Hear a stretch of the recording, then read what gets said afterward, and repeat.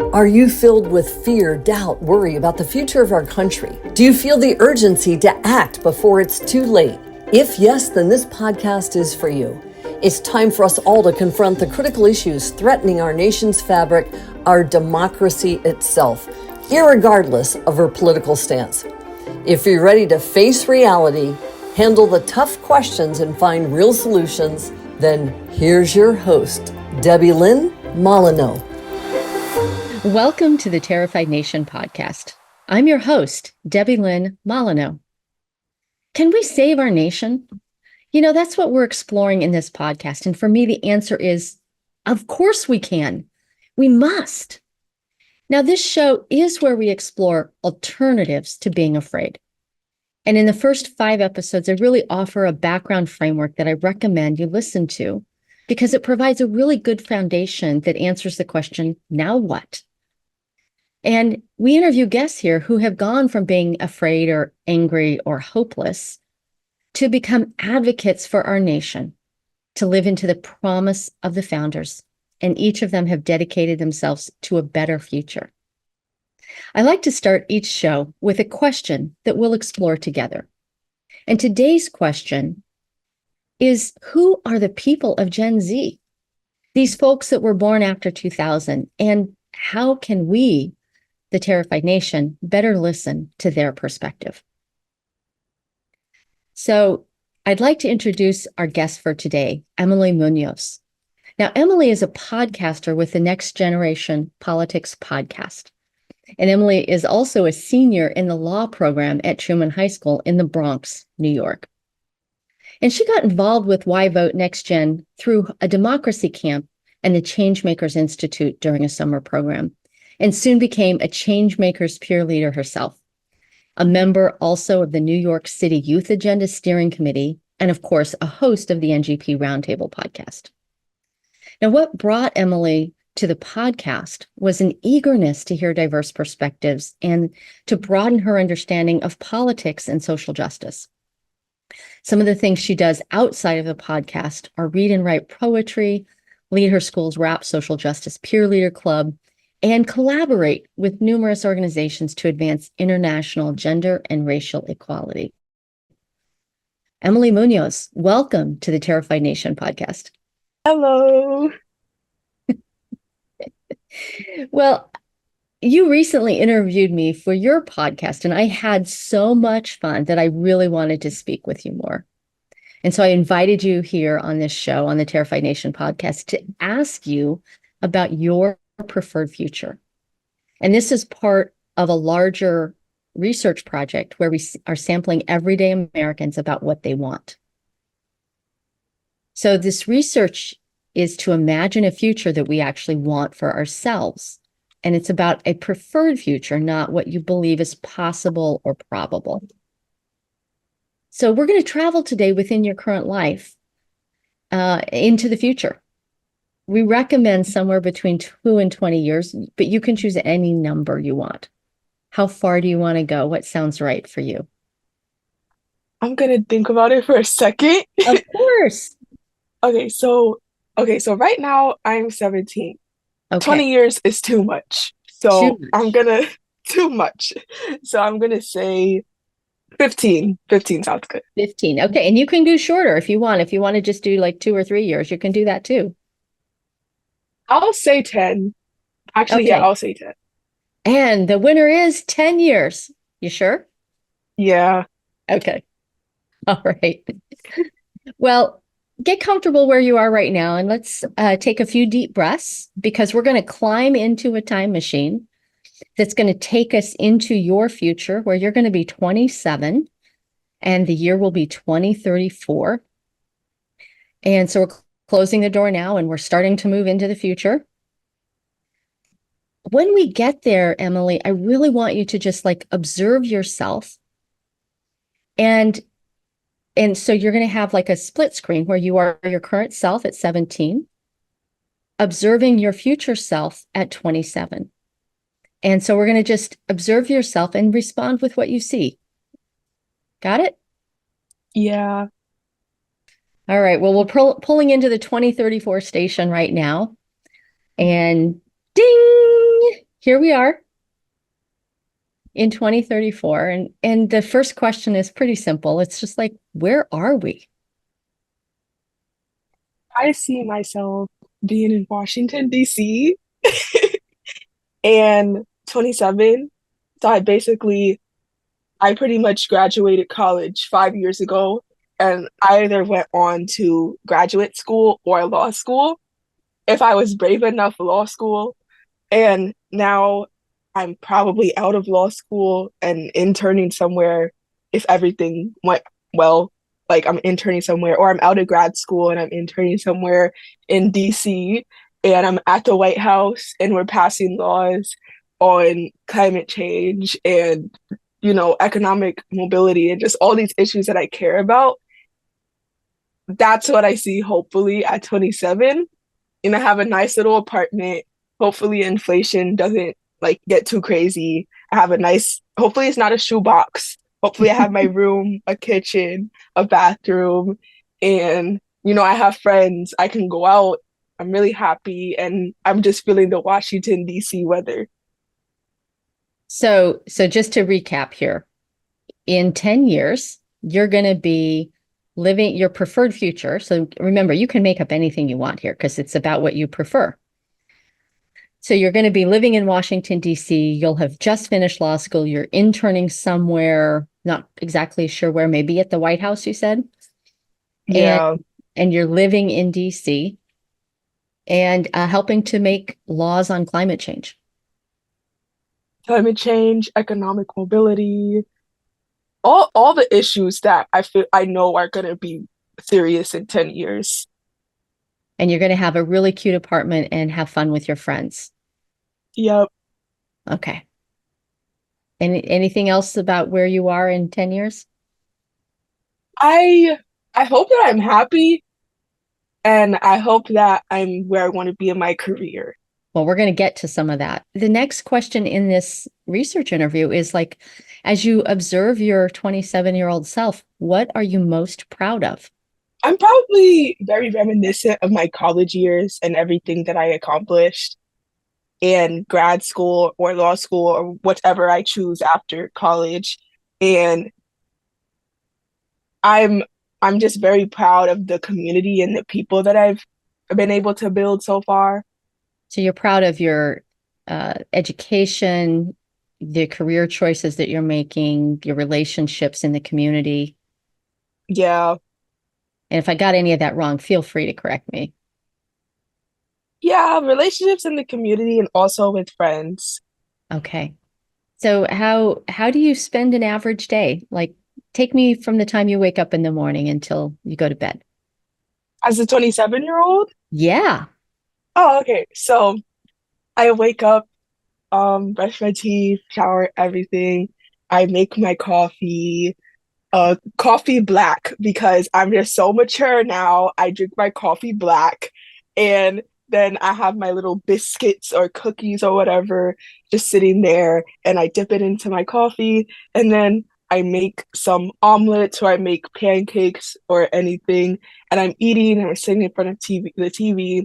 I'm watching my favorite show. It's probably a show that doesn't even exist right now, but it exists then. And I'm just really happy and I'm looking out the window and it's a good day. And then I get ready later to go to either the law firm or the White House that I'm interning at. And I'm really happy. I have on a snazzy suit and like I tie up the buttons and I have these really nice heels, or not heels because I don't walk good in heels, but hopefully I've mastered that by this time. And I'm just completely happy and I feel at my zen. And then I walk out of my apartment and I go to downtown DC with, the Capitol, the White House, and I go where I need to from there. And when you're done working, what happens? Well, after work, I probably go out with my friends or with some of my coworkers, and we'll probably explore DC, go to fun places that are there, eat, go to a game, maybe travel somewhere else. How about the weekends?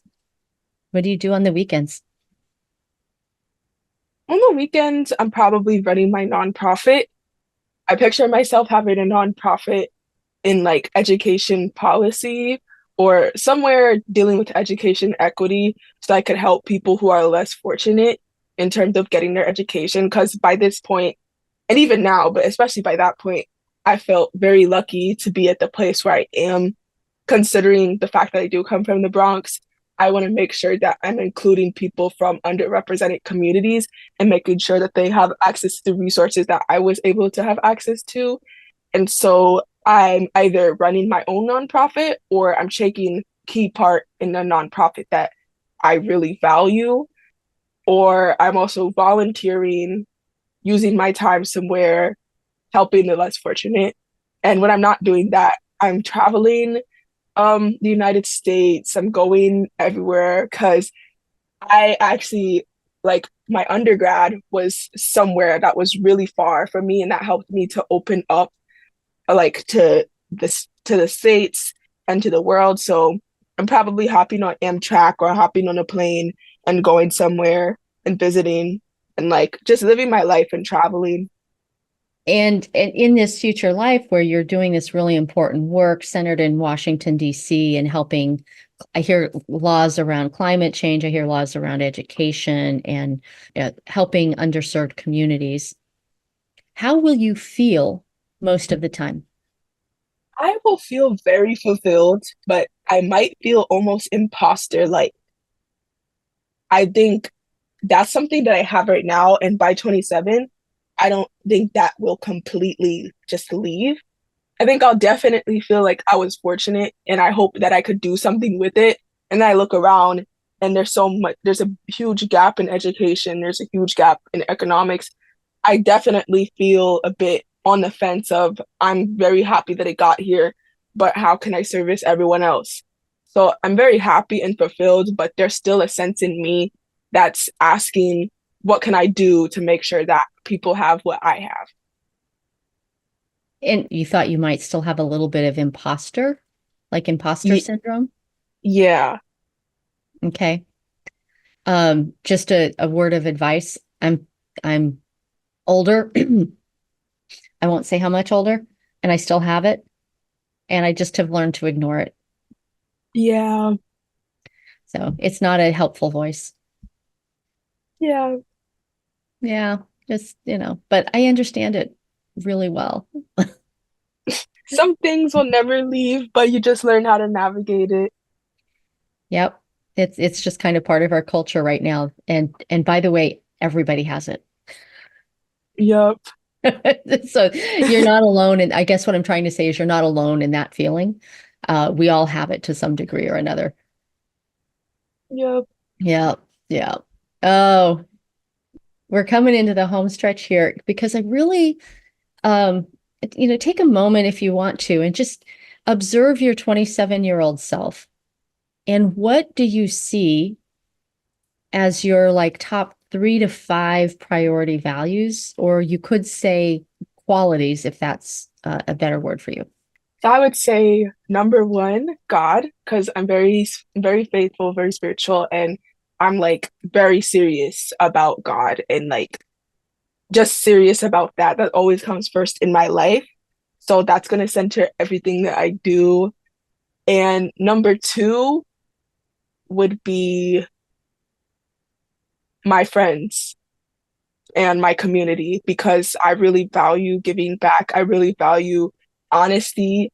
I value being meaningful and cherishing people that are in your life or people that just make the world better in some way and learning to bring people up. And three, I value I value advancement. Like I never want to be at a place where I'm just okay where I'm at. I want to constantly advance, whether that be gradually or on a macro level. I want to work hard and I want to see that hard work. I want to make sure that if ever there's a room for improvement, I'm making sure that I get there one way or another. So those again are God, friends or relationships, and advancement or growth. Yeah. Anything else pop to mind? You can go. 3 is just an arbitrary number. So if you have more, feel free. Because like my mind is always like works in threes. I feel like three is the golden number. Okay. Like, You're welcome to stick with three. I'm just trying to pull out. There's another one that I hear in there that I will just prompt you now, and that's open-mindedness or curiosity. curiosity, that definitely comes up, and open-mindedness. Open-mindedness, I feel like because I included God, like that sort of comes into the conversation, like open-mindedness and understanding people. But on itself, it is something that I value. I am open-minded, but I also have a strict set of values. So Mhm. I guess I wouldn't consider open-mindedness something that's super key to me. I think it's Okay. important, but I wouldn't rate it amongst my favorite values because I feel like open-mindedness is something it's important, but to what extent are we open in our minds? Mhm. So I value it, but not as my best value. But I would Okay. definitely say curiosity because getting to know things that are not like me, like I can open my mind, I can close my mind, but at the end of the day, I can always be curious. I can always like search and want to find out more. And hey, maybe if I am curious and I do find out something, then maybe I'll open my mind. So yeah, curiosity would be one. I love that distinction between curiosity and open-mindedness because people often collapse them. I know that I'm open-minded about some things, and other things I'm like, no, I've decided I don't need to talk about that anymore. Yeah, And it's okay. yeah. I feel like there's this sort of sense that you have to, because we live in a progressive society, and I'm definitely progressive, but I think we're at a point where people are just expected to change every set of value that they have, and our values are going to be shaped on our experience and how we were raised or what we've been through in life. And there are just some things where we just can't change the goalpost, where it's this is my value, like I can't change it. So I value open-mindedness, but to which extent, that's something arguable. I got it. I got it. We're coming into the home stretch, Emily. And the next to last question, though, is as you think about your preferred future and you're in Washington, D.C., you finish law school, you're interning for either the White House or a law firm nearby. You have a nice apartment and a group of friends and coworkers that you hang out with regularly. You travel around the country. You're generally happy and you're kind of addressing, or if you will, acknowledging that the imposter syndrome might still be there, but you're actually overall really happy and you're contributing back to the community where you live.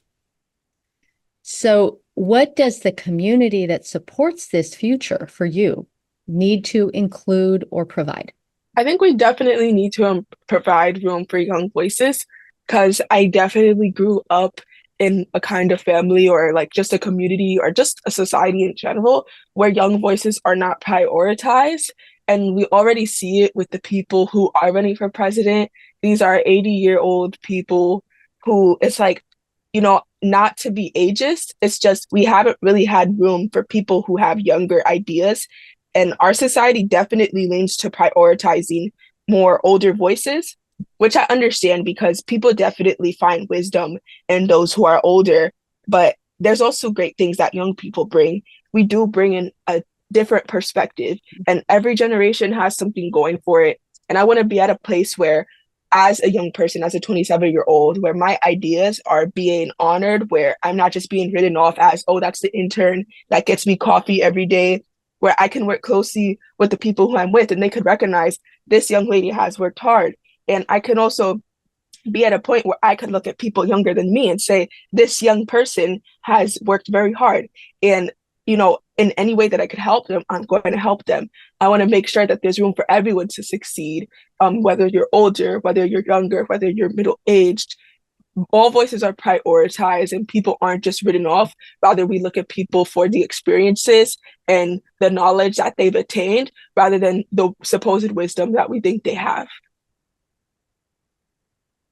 So, if I were to kind of recap that, Emily, I'm hearing that what the future community needs to include or provide is a space for all voices to be heard and have and be given credibility or credence for contributing. Yeah.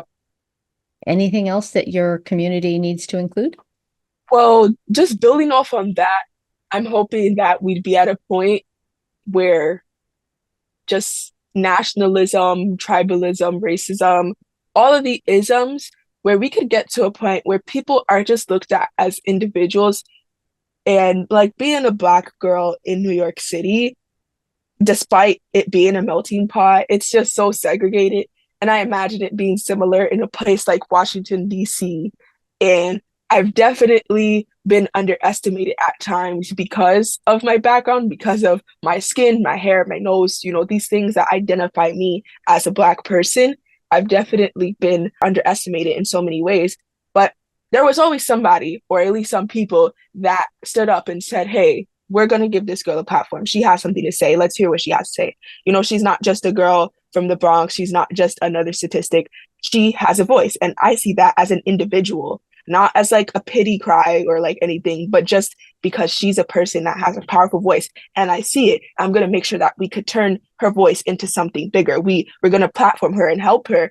And I hope that we're at a point where everybody thinks like that, where everybody is just seen as an individual and people aren't just thought of who they are based on where they live or what they look like or who they are associating themselves with. Rather, we can look at people for each individual's characteristics that they have and reward them based on that. That happens now, but I hope we get to a point where that's just expected. It's just expected. You're an individual. It doesn't matter where you come from. It doesn't matter where you live. It doesn't matter this. We just want to hear what you have to say. If you got it, you got it. If you don't got it, you don't got it. So I definitely want to see that. Amen, sister. You just kind of recapped like the last 20 years of my work. You nailed it. Anything else that your future community should provide or include for you to have your preferred life? I know that climate change and the state of the economy and the state of politics and like, ethnic relations, nationalism is at an all-time high right now.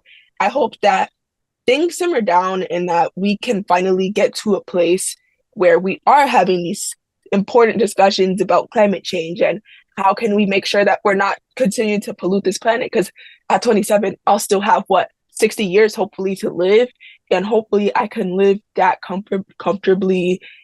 So I'm just hoping that our elected officials, maybe I'll be one of them, but I'm hoping that our elected officials prioritize that and just look after the younger generations and make sure that everything is stable. What just came to mind there was this seventh generation story that we've kind of adopted or appropriated from Native American cultures. And I was really interested to learn in the last few years that when they talk about 7 generations, it's actually the previous 3, the current, and the forward 3, or the future 3 is what makes up the 7 generations. I had always thought it was just, looking 7 generations into the future, but that's not actually what it is. It's honoring the ancestors, being responsible for the present, and planning ahead for future generations. And that really seems so wise to me. It is. And it resonates with what you're saying right now. It really brought that back to mind. Yeah. If our elected officials had that way of thinking, which is why I think the way that our Constitution was founded, although yes, I'm very, I am American and those are my values too. It's just, I think our founding fathers did not really leave room for things that are unprecedented. I don't think they really thought about, in 5 generations, is climate change going to be real? Is gun violence going to be a problem? I don't think they thought about that. And How could they? Yeah, like it's crazy. But the thing is, like in our country, it's sort of just, this is the Constitution and that's just that. Like there's people who say, hey, our Constitution says this, we must listen to it. And I agree with that, but I'm very progressive in a way that we must think about the future generations, just like that 7 generation thing from the Native American tales. It's like we need to think like that because although the founding fathers couldn't think about that, we have the opportunity to now. And there just has to be some kind of way where, we already understand the way that our world is going. We need to do something about it. And maybe I won't be here in 100 years, but somebody else will. Yeah. Well, and even Thomas Jefferson thought the Constitution needed to be rewritten by each new generation. Yeah. That hasn't gone so well. It has it. Well, we're down to the last question, and I'm gonna use the big vacuum cleaner and pull us back into 2024 and your 17-year-old self. And this next question is really like we've spent, half an hour or so here in your preferred future, looking at it, observing it, commenting on it, sharing hopes and dreams about what that could be for you. And most importantly, like what the community that could support that future would need to include or provide. And so this last question is really, is there anything that you are doing or can do today or in the near future to influence or co-create that community that's going to support you in 2034? Wow, so that kind of brings it back to now. Right. So I'm going to touch up on a few things. Firstly, I'm going to say, like, the work that I'm doing and the education that I'm doing, like, I am going to college next year, and I have so many organizations that I've been able to work with that I'm so grateful that I could say, hey, I could call this person, or hey, I could call that person. And so, I have people that really care about me. I have people that see the work that I do and they really love it. And I do so much, I'm involved with so much, like from my poetry to my community engagements, working with the mayor's office, working with different nonprofits. I'm so happy that I've earned it all. I never had, a parent that was like, let me get my son an internship at, McKinsey or whatever, blah, blah, blah. I don't know. Like, I never had that. And so I'm happy that I was able to look for opportunities and to find them and get it through my own will, through my own voice, through the things I'm passionate about. So that is going to stick through and through, even when I get to college next year. Mm-hmm.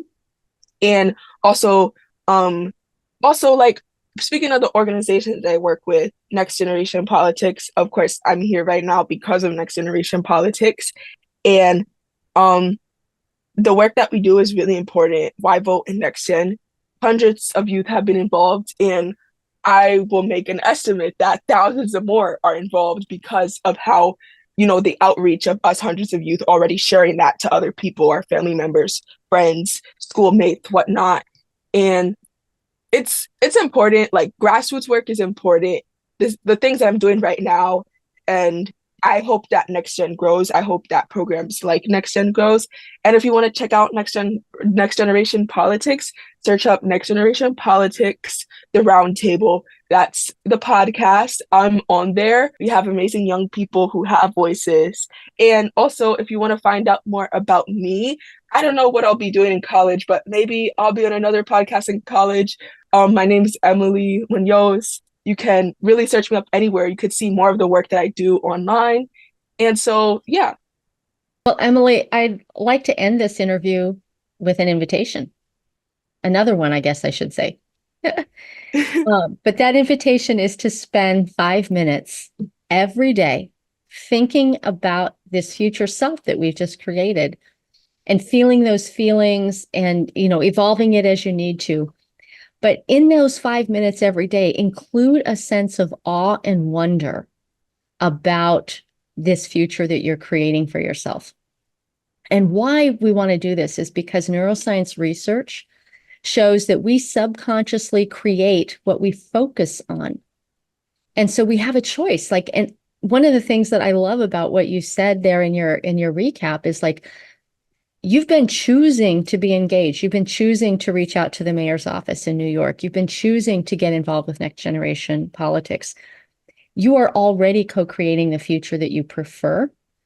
And this little extra 5 minutes a day is another way to just kind of like ground that, if you will, into your subconscious.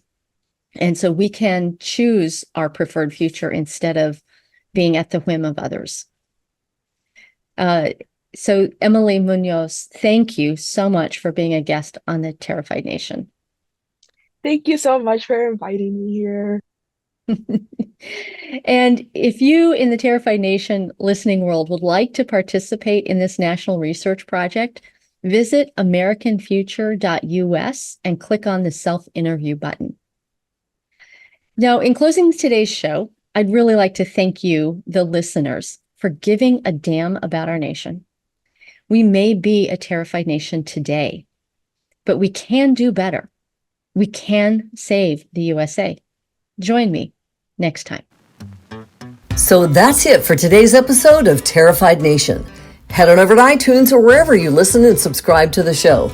One lucky listener every single week who posts a review on iTunes will win a chance in the grand prize drawing to win a $15,000 private VIP day with Debbie Lynn Molyneux herself. Be sure to head on over to terrifiednationpodcast.com and pick up a free copy of Debbie Lynn's gift and join us on the next episode.